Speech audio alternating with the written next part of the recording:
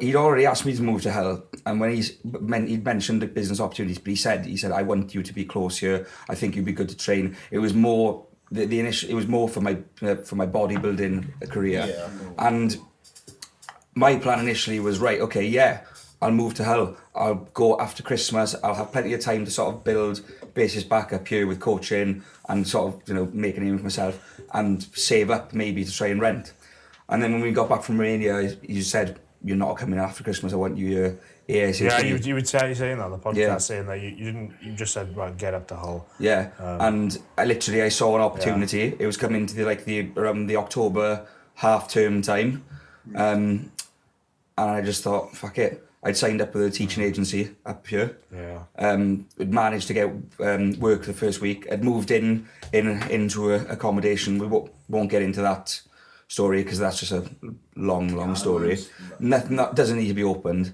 But anyway, so then I've been here for 8 weeks now. Yeah, it's been cool. And I could be honest, this has probably been the best thing for me. Is that necessary though, to have clients close to you? Because that's not going to be possible all the time. So from my perspective, right, I know it seems weird. I know Hull's like, why Hull? And I get that. I agree. I only moved to Hull because I'm from Grimsby, and that's a pretty naff place to grow a fitness business. No.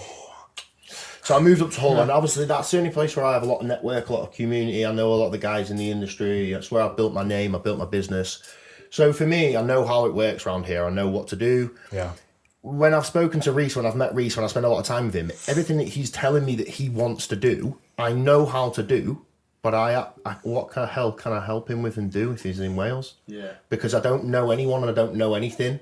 So if I'm closer to him, I can actually help him a little bit more. That's not necessarily with clients. It's just with Rhys in specifically because, he came to Romania and helped me. So I wanted to help him with everything I could with him, what he was telling me he wanted to achieve. But I can't really do that down there. So I just said it was not really a kind of thing like you need to move down to Hull now. It's kind of thing like if you genuinely want to do what you say you want to do, I can dedication. I can kind of only really help you if you kind of come down here because I can't do anything else otherwise. And then that was a case of him had to make a decision. Yeah. That's kind of how I see it. Has it been easier to coach? Obviously, I know the answer is yes. But to what extent has it been easier to coach Rhys ever since he moved? Probably not because of the circumstances that we've had with his health. Yeah. But in terms of just having communication, it benefits me in terms of helping my training. It's always going to benefit the coach more if you get the opportunity to see them in person. You see everything that's going on. You also get an opportunity to get a better feel for what they're going through mentally, I think, because you spend a bit more time with them, which means you can give some good pointers and help them that side of things a little bit more and help them where they need it. I just think overall, in general, a more hands-on, eyes-on approach is always going to bring a better outcome. And I don't really think anyone would disagree with that. Yeah, because obviously the distance between you two is obviously quite long in Wales.